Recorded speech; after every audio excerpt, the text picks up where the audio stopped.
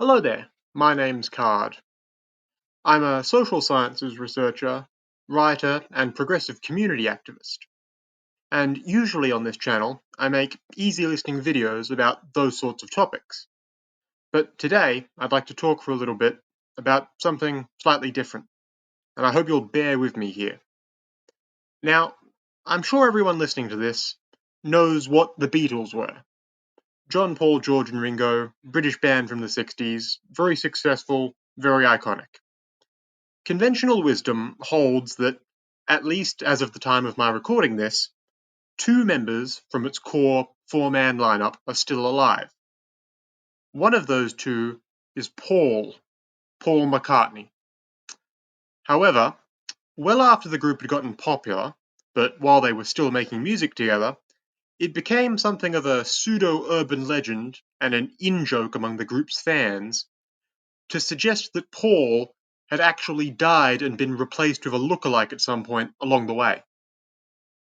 People started analyzing album covers and press photos for discrepancies between the old Paul and the new one, or for secret cryptic hints from the band supposedly letting you in on the conspiracy, and playing sections of Beatles albums backwards and hearing messages in the noise, or claiming that the actual lyrics of the songs were veiled references to how and when the real Paul died. Around the time that all this was in the pop culture zeitgeist, it was basically the in thing to play along with the bit to some extent. Television shows, movies, parody groups, magazines, they all riffed off of it. Eventually, even this literal baby boomer fandom quickly devolved into just spouting off proto-meme phrases like Paul is dead, completely divorced from its original context. Just like you see a lot of fan groups of plenty of things do today, in fact. I'd go so far as to argue that even today, repeating that line in particular is actually more authentic to what being into the Beatles was like back in the day, rather than getting all serious and precious about it, if you really care about that sort of thing. Now, first things first, Paul McCartney didn't actually die.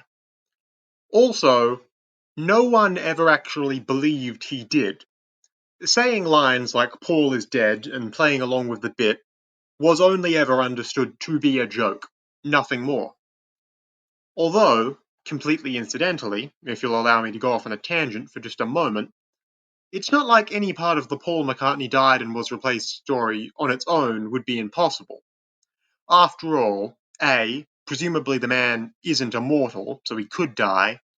B, literally every artist I know, musical or otherwise, does weave plenty of oblique in-jokes and personal references into their work, often about pretty salacious stuff too. So I have no idea whatsoever why anyone wouldn't think that the Beatles of all groups wouldn't be writing plenty of subtext into their lyrics. And C, it's not like even bigger and more outlandish conspiracies in the music world haven't come to light in more recent years and have been shown to be 100% true since anyway. Like how Milli Vanilli's whole career was just a facade being carried out by two models, who, in reality, could barely speak English, let alone sing in it. Or how Prince really was getting into disguise to go evangelizing door to door with the Jehovah's Witnesses. Or, in light of the Me Too movement, it turns out that maybe the entire entertainment industry itself is built off of the exploitation and abuse of its prospective talent, and that everyone involved has been covering it up far too long. And who would have thought? Anyway, that digression is also completely besides the point today. Maybe it's just human nature to enjoy talking about and joking about this sort of subject regardless. It's just an unquenchable thirst for wondering what we don't know and having a little laugh at it. The point of what I'm getting at today is that you're still allowed to say things like Paul is dead regardless, even if they're not true, even if you don't believe them, no less.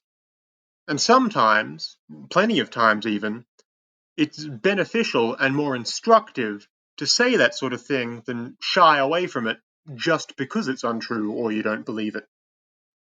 Although, usually when we do that sort of thing, We're dabbling in topics a little more consequential than whether or not a songwriter from the 60s passed away prematurely and it got hushed up. But the Paul is dead bit is a great point of reference for this sort of conspiratorial or fanciful thinking, just because it's so well known.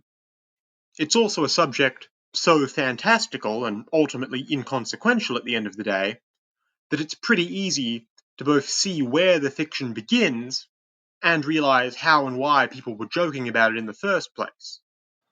You can pretty easily simultaneously hold in your mind an understanding of the basic real-life fact of McCartney's life and actual role in the Beatles, as well as the narrative of the Paul is dead legend, and understand the relation of the fiction to reality, and vice versa. And in this case, I don't think anyone would really say there's any harm ever been done by anyone playing along with the Paul gag either. But it illustrates how, to put it reductively, you can potentially, very easily and self-consciously, retell events, or at least invoke their memory, in such a way that they can appear to support just about any conclusion or grander narrative you want them to, and usually just for fun, and perfectly benign and banal ends. But at other times, for any manner of highly pointed propagandistic endeavour you want. This goes doubly for matters of any actual importance. In life, any event of significance is already shrouded in competing, embellished retellings as soon as it starts being remembered, and it's better to come to terms with that as soon as possible. Usually, very little presented to you is unvarnished truth, and you'd be a fool to go looking for that truth either. The objective of writing history isn't to record a complete and unassailable account of the facts, and no one ought to think it is. It's to record an interpretation of known events in a manner supported by a reasonable analysis of your sources. And the lesson today definitely isn't that you personally can create any narrative you want others to hear out of any given set of facts. Certainly, almost all of the time, that is far out of the individual's domain. You can't just come up with your own version of events wholesale, but you can make sure you know how to read into a conventional narrative something that you want to hear or share. Take, for example, perhaps the most recognizable serious event to ever fall into this sort of overt conspiratorial back and forth in living memory, the JFK assassination. One of the most infamous acts to occur on American soil in the last century, arguably one of the most recognizable bits of US history outright, and theoretically one that ought to be the most simple to explain. The 35th US President, John Fitzgerald Kennedy, while taking a motorcade through the city of Dallas in 1963, was shot and killed by a man named Lee Harvey Oswald. And we just so happen to even have full-color video of it happening in broad daylight. Nevertheless, a lot of the details of the incident have either remained completely unknown or have been deliberately kept out of the public eye by the powers that be for one reason or another since. Now, just about any adult you ask about the JFK assassination today will most likely be familiar with those basic details of the event. And if you went to high school just about anywhere in the West in the past 60 years, you will have been taught formally about it too. And anyone with an understanding of the event, beyond just those introductory basics, will tend to be able to give you either of two largely mutually exclusive explanations for why that happened to President Kennedy in Dallas that day. Either the official story, in which the President of the United States was murdered by a lone gunman taking potshots at him with an old army rifle from a warehouse across the street, who himself was then subsequently murdered on live television, and no decent explanation for why he did it was ever found. Or the most common amalgam of JFK conspiracist talking points, something like the President of the United States was murdered as part of a coordinated effort by a number of intelligence community linked figures like Allen Dulles and George H.W. Bush, in order that they could replace him with a man less resistant to their shadowy meddling in both foreign and domestic affairs. And then the actual trigger man was disposed of too, in order to tie up any loose ends. You'll more than likely have heard some more elaborate variant or another of that second explanation from a true believer before, but the general story tends to go something like that. The main takeaway here is that you, just some individual, have absolutely zero capacity to personally determine what actually happened. You cannot create your own narrative. Same goes with any notable event or news item, whether it be historic or contemporary. Where there does happen to be multiple narratives, like with what happened to JFK, the most you have any ability to do is simply to choose which competing version of the narrative you think makes the most sense or want to act from here on out as if is true.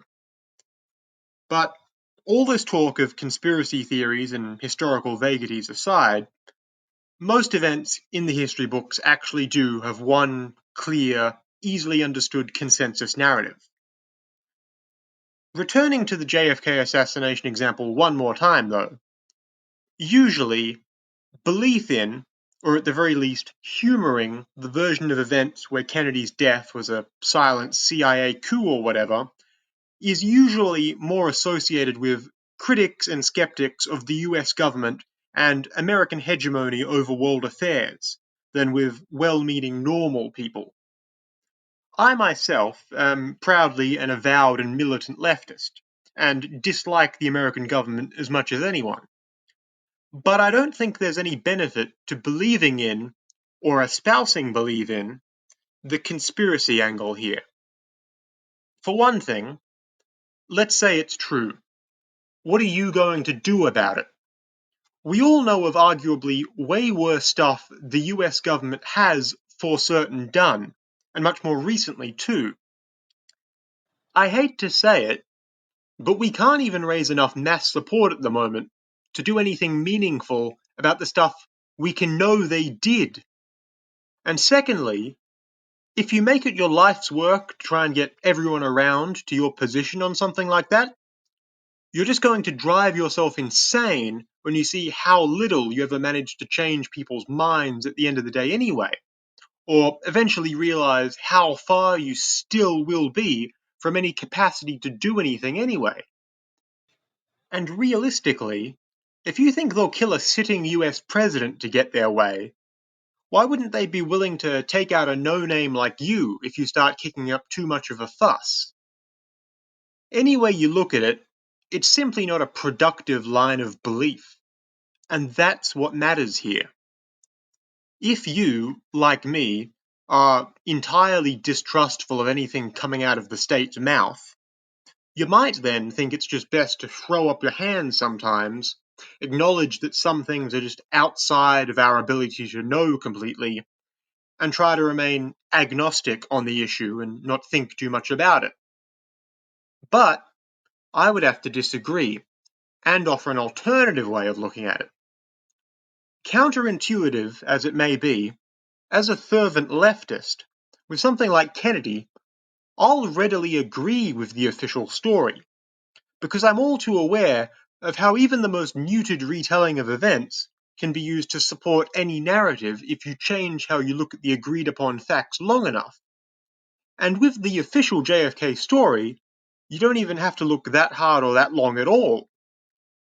The US government, at the height of the Cold War no less, really came out and said, actually, it is entirely possible for any unassuming 24-year-old Marxist go-getter to just pick up a rifle and kill the most powerful, and ostensibly the most protected man in the world, right in the middle of a security detail, unimpeded. Whether that's an admission or a strategic concession on their part, either way, the correct response should be to say, okay, thanks, noted, not, oh no, that would be impossible.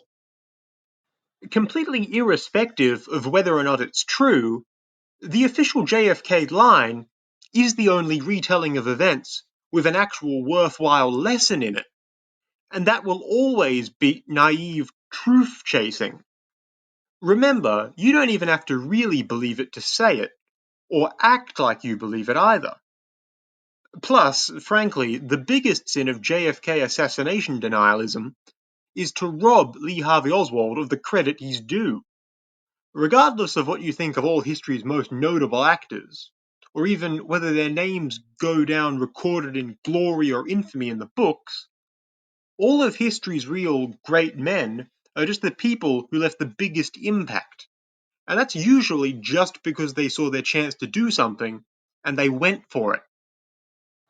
At the core of almost all conspiracy theories is someone doing something completely banal and explainable that only looks nearly impossible because so many people willfully avoid ever exerting as much influence on the world as they easily could. Lee Harvey Oswald was just a guy with a gun. John Wilkes Booth, Abe Lincoln's killer, was just a guy with a gun. John Hinckley Jr., the guy who shot Ronald Reagan, was just a guy with a gun. Just disaffected dreamers, the lot of them. And that's not to apply a moral judgment onto any of them, nor necessarily condone or condemn these people. But just to bring us full circle on today's video, Paul McCartney was just a guy with a guitar, and his dream was to play that guitar, and he did it. McCartney's life story isn't some preordained rise to success. He was just a guy who acted on what he wanted to do.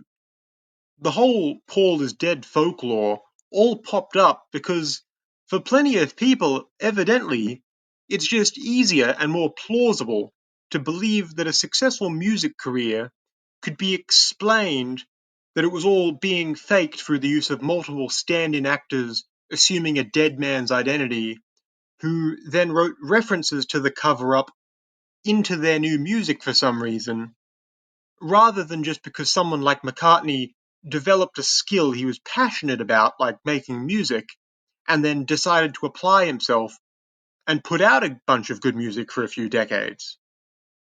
That's the final lesson for today.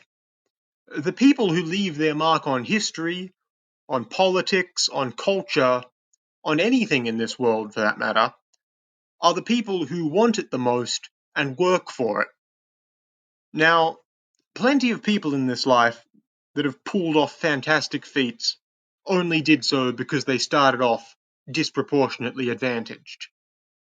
Alexander the Great may have conquered the known world by 25, but he'd never have been king of Macedon if he wasn't born a prince.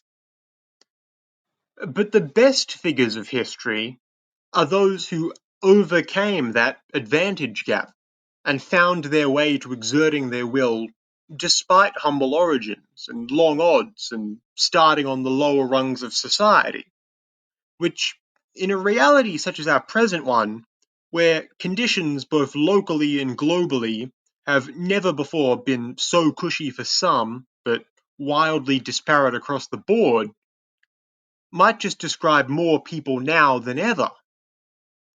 I hope that gives you something to think on for a while.